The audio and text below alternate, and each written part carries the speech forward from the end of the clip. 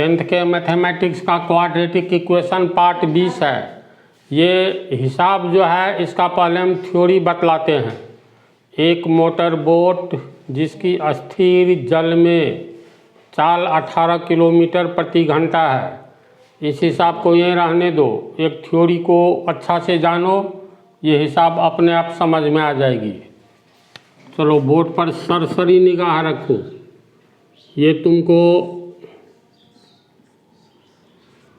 ये हो गया उत्तर, ठीक है, ये हो गया दक्षिण।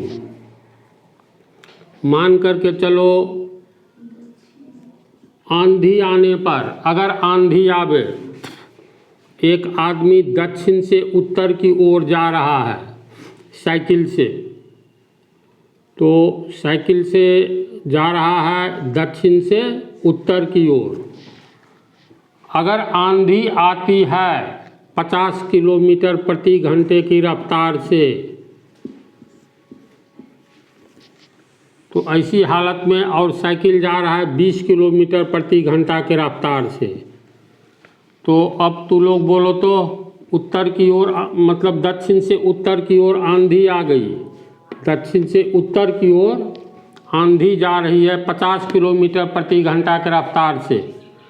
एक साइकिल सवार NH पर जा रहा है दक्षिण से उत्तर की ओर 20 किलोमीटर प्रति घंटा की रफ्तार से, तो साइकिल सवार को उत्तर की ओर जाने में सुविधा होगी कि असुविधा होगी? सुविधा होगी। क्यों होगी? एक तो 20 किलोमीटर प्रति घंटा साइकिल का रफ्तार है, इसको आंधी 50 किलोमीटर प्रति घंटा की रफ्तार से आगे की ओर ठेल रहा है। इसका मतलब आंधी इसको सहयोग कर रहा है। अब इसका रफ्तार हो जाएगा 20 किलोमीटर प्रति घंटा, अपने दम से जा रहा है, ये 50 किलोमीटर रफ्तार से आंधी ठेलेगा, तो आंधी की दिशा में इसका रफ्तार कितना होगा? आंधी की दिशा में साइकिल सवार की रफ्तार 20 किलोमीटर प्रति घंटा, ये 50 किलोमीटर प्रति घंटा की रफ्तार से ठेल रहा है, तो 20 और 50 70 किलोमीटर प्रति घंटा हो जाएगा। लो दिमाग में जी। इसमें दो मत नहीं है। या आंधी से अच्छा उदाहरण नदी वाला देते हैं, उसमें और अच्छा से समझोगे। नदी तो सब देखा है, पानी लगातार प्रवाहित होता रहता है। ये नदी की धारा है, यानी पानी की दिशा द से दक्षिण हुआ, उ से उत्तर हुआ, उत्तर से दक्षिण की ओर पानी की तेज रफ्तार है। मान लेते हैं पानी उत्तर से दक्षिण की ओर 20 किलोमीटर प्रति घंटा की रफ्तार से जा रहा है। ध्यान से समझो तब ये हिसाब समझोगे। 20 किलोमीटर प्रति घंटे की रफ्तार से नदी में पानी आगे की ओर भाग रहा है। इसमें अगर हम लोग मार्कर गिरा दे तो मार्कर की रफ्तार क्या होगी? अरे सिंपल सी बात है, पानी अपने साथ बहा करके ले जाएगा 20 किलोमीटर प्रति घंटा की रफ्तार से। मार्कर सर्प नहीं ना है जो तैर करके भाग जाएगा, है ना ऐसी बात। एक किसी भी निर्जीव वस्तु को, सूखी लकड़ी को गिरा दो, इसमें 20 किलोमीटर प्रति घंटा की रफ्तार से जल बह रहा है, पानी प्रवाहित हो रहा है, तो एक सूखी लकड़ी इतना ही बड़ा गिरा दो पानी में, तो ये पानी की धारा अपने साथ बहा करके ले जाएगी।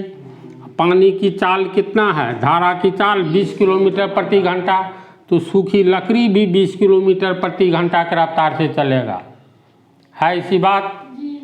अब कल्पना करो ये एक नाव वाला है, तो नाव की चाल, नाव पानी में लगा रहता है ना, ऐसे ठेलता है, तो शांत पानी में नाव चलाते हुए देखो, यानी तालाब में नाव की अपनी गति होती है। नाव खेवक जो खेने वाला जो होता है नाविक, मान लो 8 किलोमीटर प्रति घंटा की रफ्तार से पोखरा में जा रहा है आगे की ओर, तो पोखरा का जल कैसा होता है? शांत जल होता है।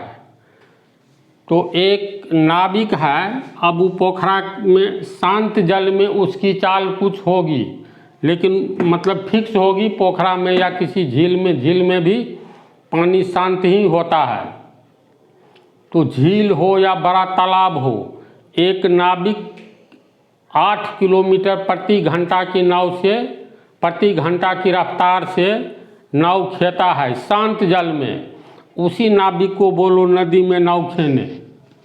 नाव इस दिशा में एक नाविक की गति कितना है,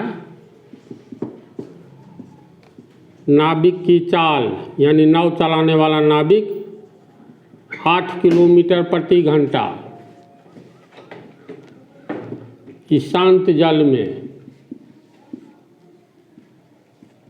यानी पोखरा में, झील में। यही नाविक अगर नदी में आ जाए, नदी में जलधारा की दिशा में चले तो उसकी अपनी चाल 8 किलोमीटर प्रति घंटा है। एक नाविक धारा की दिशा में जा रहा है,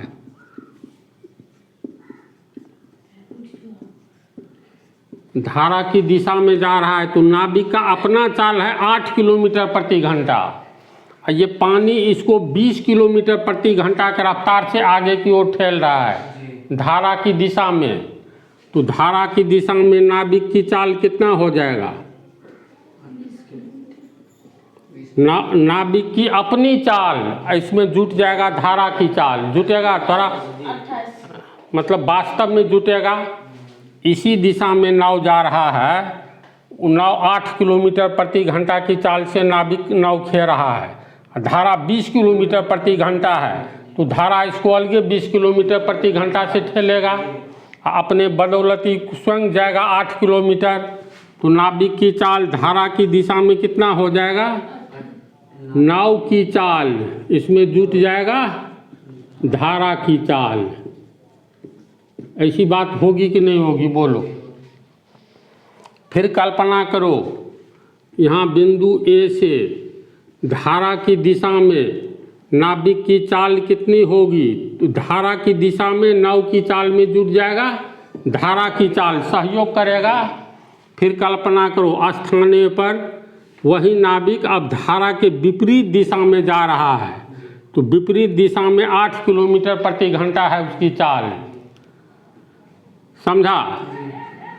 धारा की चाल है 20 नहीं लो 5 किलोमीटर प्रति घंटा है धारा की चाल इस नदी में, नाव की चाल 5 किलोमीटर प्रति घंटा। तो धारा के विपरीत कितना होना चाहिए, यानी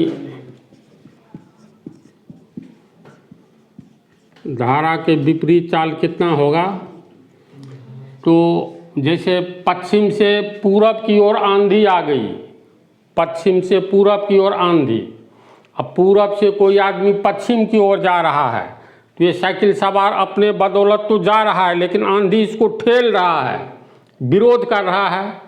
मान लो साइकिल सवार 20 किलोमीटर प्रति घंटा की रफ्तार से जा रहा है और 10 किलोमीटर प्रति घंटा की रफ्तार से उल्टी दिशा में आंधी आ गई, यानी आंधी के विपरीत जा रहा है, तो आंधी तो अलगे पूरब की ओर ठेलेगा ना।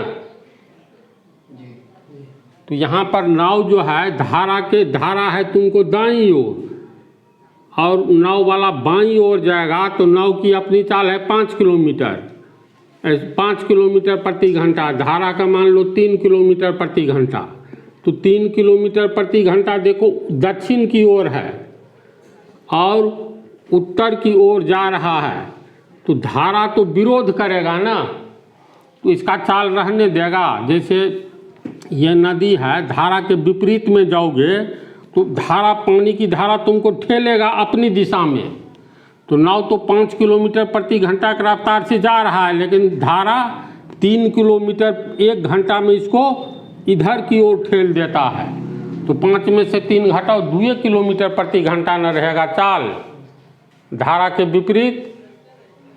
बोलो तो यह बात तुम लोगों को समझ में आ रही है।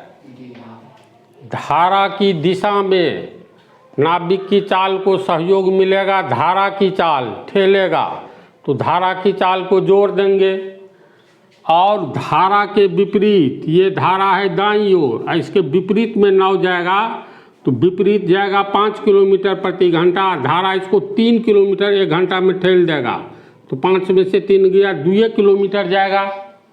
तो इसका मतलब धारा के विपरीत चाल कितना होगा, नाव की चाल में से धारा की चाल घटा दो। बोलो ऐसा होगा? हर हाल में होगा ना। तो ये नाव और धारा वाला में इतना ही याद रखना है, धारा की दिशा में धारा का सहयोग मिलेगा तो नाविक की चाल जोड़ धारा की चाल, 1 घंटा में धारा की दिशा में 5 किलोमीटर नाविक अपने खे करके ले जाएगा, और 3 किलोमीटर धारा का रफ्तार है तो 3 किलोमीटर उसी 1 घंटा में आगे ठेलेगा, 5 3 8 किलोमीटर प्रति घंटा होगा। विपरीत में क्या होगा, धारा के विरोध में आदमी का चाल रहेगा कुछ, इसमें धारा इसको ठेल करके ले जाएगा विपरीत दिशा में, तो धारा के विपरीत में घटा देंगे धारा की चाल और धारा की दिशा में जोड़ देंगे। तो इस पर पहले छोटा प्रॉब्लम बनाओ।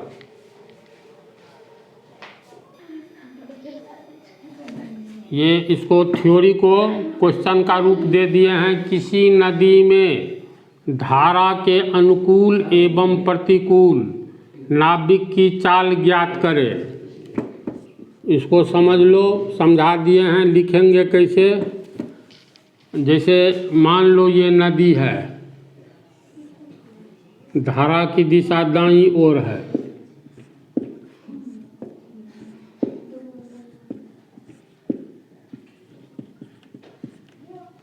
तो धारा की अपनी कुछ चाल होगी प्रति घंटा, और इसमें एक नाविक नाव खे रहा है, ये नाविक है। तो अगर धारा के अनुकूल, पहले तो दोनों की चाल मान लेंगे, जैसे किसी भी नाविक की चाल शांत जल में विरोध करने वाला कोई नहीं होता है, शांत जल में तो गति नहीं रहती है, इसीलिए मस्ती में अपनी गति से अपनी चाल से नाविक नाव चलाता है। उसी नाविक को दे दो उठा करके कोसी नदी में, कोसी नदी तो हम लोगों से जस्ट सटा हुआ है ना 3-4 किलोमीटर, तो धारा दक्षिण की तरफ है और उत्तर की तरफ इसको चलाना पड़ेगा, तब पता चलेगा उसकी चाल अचानक घट गई है। शांत जल में जो भी चाल होती है, नदी में डाले जाने पर किसी भी नाव को नाविक धारा की दिशा में उसकी गति तेज हो जाएगी, क्योंकि धारा सहयोग करेगा। विपरीत दिशा में धारा विरोध करेगा तो धारा की चाल घटा देना है। तो मान लेंगे शांत जल में नाव की चाल यानी नाविक की चाल कुछ अलग होगी और बहती हुई नदी में अलग होगी ना। तो शांत जल में पहले मानेंगे, माना कि शांत जल में नाव की चाल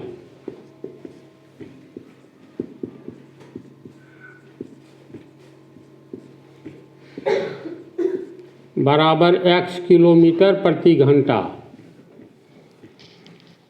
फिर धारा की अपनी चाल होगी,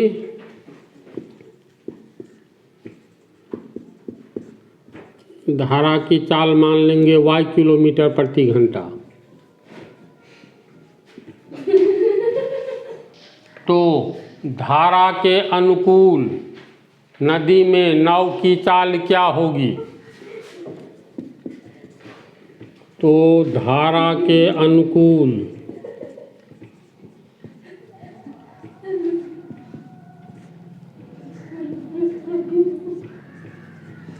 नाविक की चाल में अनुकूल का मतलब धारा की ओर, और प्रतिकूल का मतलब धारा के विरोध में, याद रखना। तो धारा के अनुकूल नाविक की चाल, नाविक की अपनी चाल, उसमें जुट जाएगा धारा की चाल जुट जाएगा।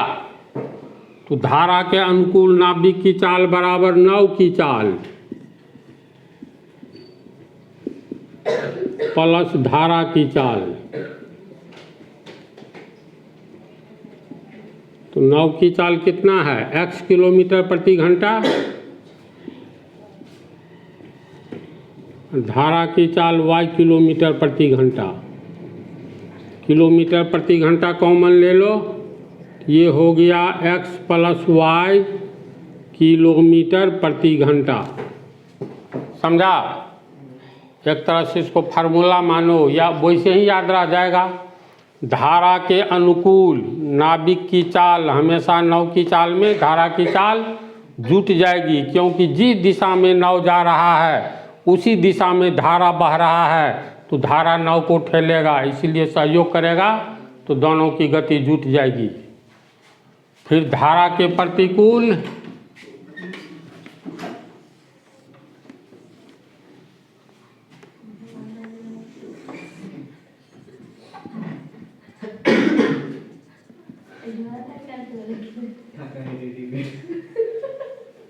धारा के प्रतिकूल नाव की चाल में, नाव की तो चाल रहेगी ही, उसमें धारा विरोध करेगा तो इसको घटा देंगे। धारा के प्रतिकूल नाव की चाल यानी नाव की चाल जोड़ धारा की चाल।